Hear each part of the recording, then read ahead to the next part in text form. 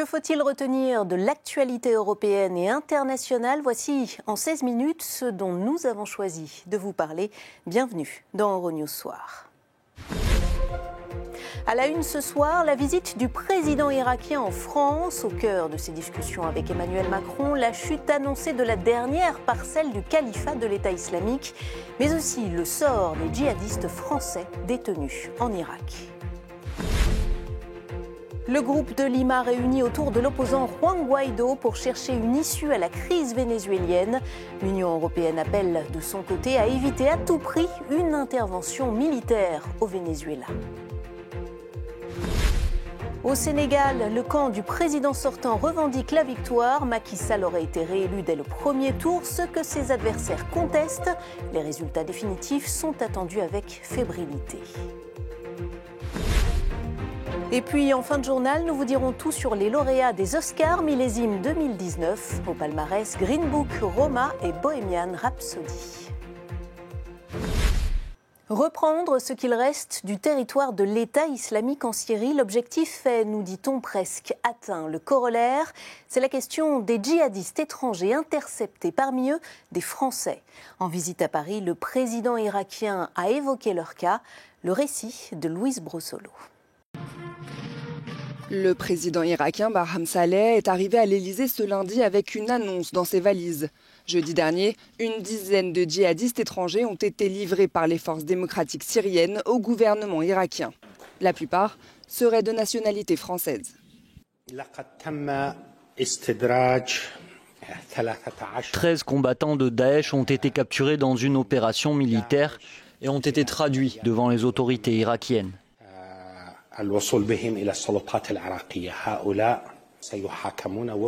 Ils seront jugés conformément à la loi irakienne. C'est dans le cadre du droit international que nous agissons. Le président français a refusé de confirmer l'identité des djihadistes en question. Ces derniers auraient été capturés à Barouz, à l'est de la Syrie. Dernière poche djihadiste, aujourd'hui presque totalement détruite. Des milliers de civils évacués de la zone sont conduits près de la ville de Deir ez-Zor, à 200 km au sud. Cette franco-tunisienne, qui se fait appeler Youssef, assure avoir été contrainte de quitter l'ultime bastion de l'organisation État islamique, qu'elle continue de défendre avec ferveur. Il y a encore 400 mètres à défendre. L'État islamique n'est pas fini. Je ne suis pas triste, c'est la volonté de Dieu. Même si la taille de l'État islamique est si petite, vous savez bien au départ, quand on a émigré, quelle était la taille et le pouvoir de l'État islamique. La jeune femme a foulé le sol syrien en 2014 pour porter librement son niqab, chose impossible en France. Pas question pour elle d'y retourner. Je ne veux rien de la France, même ma nationalité, je n'en veux pas.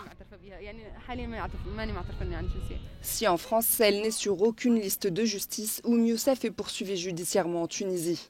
En attendant de connaître son sort, elle restera, comme des milliers d'autres, dans les camps syriens.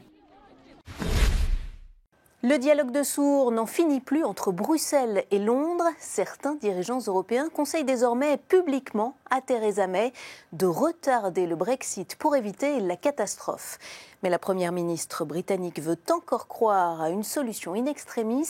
Les explications de Victor Gasquat. Le Royaume-Uni devra-t-il quitter l'UE sans accord? Dimanche, Theresa May a annoncé le report du vote des députés britanniques sur l'accord de Brexit au 12 mars. Ce lundi, à Sharm el-Sheikh en Égypte, la première ministre britannique a cherché à rassurer sur sa capacité à faire passer le texte à la Chambre des communes. Je crois que c'est à notre portée de quitter l'UE le 29 mars avec l'accord. Nous devons y consacrer toute notre énergie, ne pas prendre de retard. Je pense que nous avons, comme je l'ai dit, l'occasion de conclure l'accord le 29 mars et c'est ce à quoi nous allons travailler. De son côté, le président du Conseil européen, Donald Tusk, propose de repousser le Brexit après la date initiale du 29 mars. S'il n'y a pas de majorité à la Chambre des communes pour approuver un accord, nous devrons trouver une solution de rechange, un Brexit chaotique ou un délai supplémentaire. Je crois que dans la situation où nous sommes, un délai supplémentaire serait une solution rationnelle, mais la Première ministre May croit toujours qu'elle est capable d'éviter ce scénario.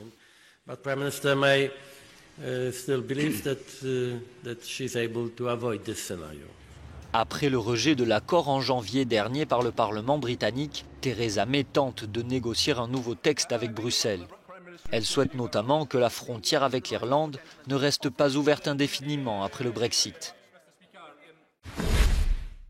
Quel cap pour la Moldavie? Les législatives d'hier n'ont pas permis de trancher cette question. Dans ce pays qui est l'un des plus pauvres d'Europe, le Parlement reste polarisé entre pro-russes et pro-européens. Le commentaire de Marc Pouchage. C'est un parlement sans majorité absolue qui a été élu ce week-end en Moldavie. Un parlement à l'image des divisions qui affectent les Moldaves, tiraillés entre d'un côté la Russie et de l'autre l'Union européenne. Le parti socialiste du président pro-russe Igor Dadon est arrivé en tête du scrutin proportionnel avec 31% des voix, suivi par l'Alliance pro-européenne et le Parti démocrate. Bien qu'arrivé en troisième position à l'échelle nationale, le Parti démocrate du richissime Vladimir Plahotniuc a obtenu le plus grand nombre de députés grâce à la prise en compte des votes locaux. Son parti dispose de 34 députés sur 101 contre 31 pour les socialistes et 23 pour l'Alliance pro-européenne. En Moldavie, parmi les 3,5 millions d'habitants, beaucoup souhaitent le maintien de relations étroites avec Moscou. D'autres, en revanche, veulent suivre l'exemple de la Roumanie et tournent leur regard vers l'Union européenne. Autre continent, autre scrutin au Sénégal. C'est leur président que les électeurs étaient appelés à choisir hier. Le camp du président sortant affirme qu'il l'a emporté dès le premier tour. Mais les résultats officiels se font attendre. Les résultats officiels ne seront communiqués que d'ici mardi, mais les supporters de Macky Sall sont déjà à la fête. Le camp du président sénégalais a revendiqué ce dimanche soir la victoire au premier tour de l'élection présidentielle. Sur la base des résultats qui nous sont parvenus ici au siège de la grande coalition présidentielle, les résultats compilés nous disent aujourd'hui qu'il nous faut féliciter le président Macky Sall pour sa réélection. Selon son parti, Sall cumulerait 57% des voix. Présent ce dimanche soir à son siège de campagne, le président sortant ne s'est pas exprimé sur cette victoire supposée. Un résultat que réfute l'opposition. Nous sommes donc venus dire avec clarté et fermeté qu'à ce stade, un deuxième tour s'annonce. Une situation confuse au lendemain d'une journée de vote qui s'est déroulée dans le calme. Les premiers dépouillements placent Macky Sall en tête. Un éventuel second tour se tiendrait le 24 mars. Au Maroc, les parlementaires examinent une loi cadre sur l'éducation et une question fait débat, celle de la langue d'enseignement. Faut-il réintroduire l'usage du français dès le secondaire et pourquoi? Élément de réponse avec Olivier Peggy. Au Maroc, les députés se penchent sur une question sensible, celle de la langue d'enseignement. Depuis l'indépendance et les années 60, l'enseignement se fait en arabe. C'est valable dans les écoles publiques du primaire et du secondaire. Dans l'enseignement supérieur, c'est un peu différent. Certains cursus sont en arabe. En revanche, les matières scientifiques, elles, sont enseignées en français. D'où une barrière linguistique parfois difficile à franchir pour ceux qui arrivent à l'université, aspirant à des métiers d'ingénieur ou de médecin.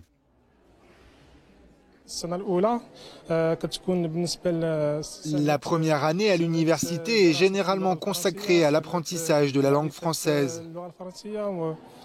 Or, on constate que les notes ne sont pas très élevées et certains étudiants sont même obligés d'abandonner leur cursus à l'université. Tout cela à cause de leur faible niveau en français.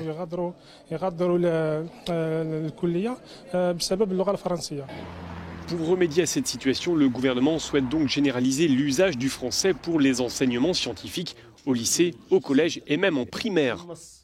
C'est pas possible que dans le secondaire on enseigne les sciences en arabe, car ensuite à l'université les étudiants vont batailler car l'enseignement est en français. Les partisans de la langue française à l'école mettent en avant les exigences du marché du travail, de nombreux emplois nécessitant une maîtrise des langues étrangères, notamment le français. A l'inverse, les opposants dénoncent le risque d'une perte d'identité, rappelant que les deux seules langues officielles du royaume sont l'arabe et l'amazigh. Enfin, certains observateurs soulignent qu'au-delà de la langue d'enseignement, le problème au Maroc provient surtout de la formation générale des enseignants. Comment sortir de la crise au Venezuela? Un groupe de pays alliés de l'opposant Juan Guaidó est réuni à Bogota pour en discuter. Leur point commun, une hostilité assumée à l'égard du président Nicolás Maduro. Les pays membres du groupe de Lima ont mis un peu plus la pression sur le gouvernement de Nicolás Maduro au Venezuela. Ils étaient réunis ce lundi à Bogota en Colombie, en présence de l'opposant Juan Guaidó et du vice-président américain Mike Pence. Les événements tragiques de ce week-end n'ont fait que renforcer la détermination des États-Unis de se tenir à vos côtés, de défendre les peuples épris de liberté et le Venezuela jusqu'à ce que la démocratie et la liberté soient restaurées. Et vous, président Guaidó, un message très simple du président Trump, nous sommes à vos côtés à 100%. De son côté, le président autoproclamé du Venezuela, Juan Guaidó, a demandé aux participants à cette rencontre de se montrer ferme envers Nicolás Maduro. Être permissif avec l'usurpation du pouvoir serait une menace pour tout le continent américain, a-t-il lancé. Ce n'est pas un dilemme entre démocratie et dictature, c'est la démocratie qui doit prévaloir. Ils ont voulu montrer que c'était un dilemme entre la guerre et la paix. Il n'y a pas de dilemme entre guerre et paix, c'est la paix qui doit prévaloir. C'est la protection des citoyens qui doit prévaloir. Si tous disent vouloir avant tout une solution pacifique, certains, dont les États-Unis, n'excluent pas l'usage de la force pour déloger Nicolás Maduro. Ce week-end, la tension s'est cristallisée autour des camions d'aide humanitaire que Juan Guaidó souhaitait faire entrer sur le territoire depuis la Colombie voisine. Mais le gouvernement Maduro s'y est opposé. Les heurts ont fait au moins 2 morts. Ce sera leur deuxième face-à-face. En 8 mois, Donald Trump et le dirigeant nord-coréen Kim Jong-un vont se retrouver mercredi au Vietnam. Et à en croire le secrétaire d'État américain, la rencontre s'annonce sous les meilleurs auspices. Les Américains affichent leur confiance envers leur interlocuteur nord-coréen. Donald Trump et Kim Jong-un se retrouveront ce mercredi à Hanoï pour un deuxième sommet sur la dénucléarisation de la Corée du Nord. Avant cette rencontre, le chef de la diplomatie américaine, Mike Pompeo, a de nouveau défendu la stratégie de dialogue américaine. Il n'y a eu aucun changement dans la politique américaine depuis que je suis secrétaire d'État et franchement, même avant cela, lorsque j'étais directeur de la CIA, nos objectifs sont clairs. Le président Trump a également dit que cela prendrait du temps. Il faudra peut-être un autre sommet. Nous espérons faire un grand pas en avant. J'ai passé beaucoup de temps avec le président Kim. Donald Trump a laissé entendre que si la Corée du Nord renonçait à son programme nucléaire, il pourrait décider d'une levée des sanctions économiques à son égard. Un nouveau pas en avant du président américain qui a réaffirmé avoir de très bonnes relations avec le dictateur nord-coréen. La Corée du Nord a effectué son dernier essai nucléaire en septembre 2017.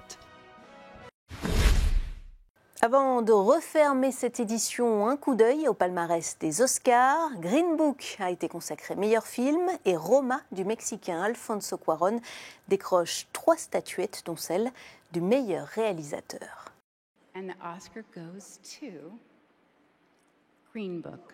S'aimer malgré ses différences, c'est le fil conducteur de Green Book de Peter Farrelly, sacré meilleur film dimanche soir aux Oscars. Cette histoire vraie du pianiste noir Don Shirley en tournée dans le sud ségrégationniste des États-Unis arrache aussi l'Oscar du meilleur scénario original.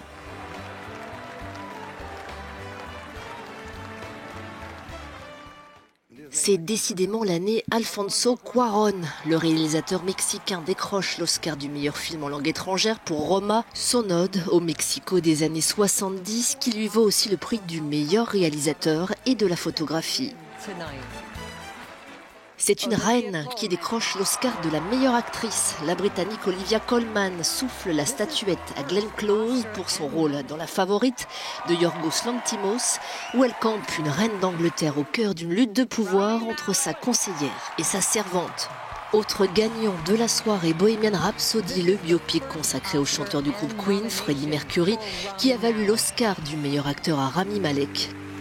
Enfin, pas de soirée des Oscars sans musique, le duo Lady Gaga et Bradley Cooper au piano pour interpréter Shallow, Oscar de la meilleure chanson tirée du film A Star is Born.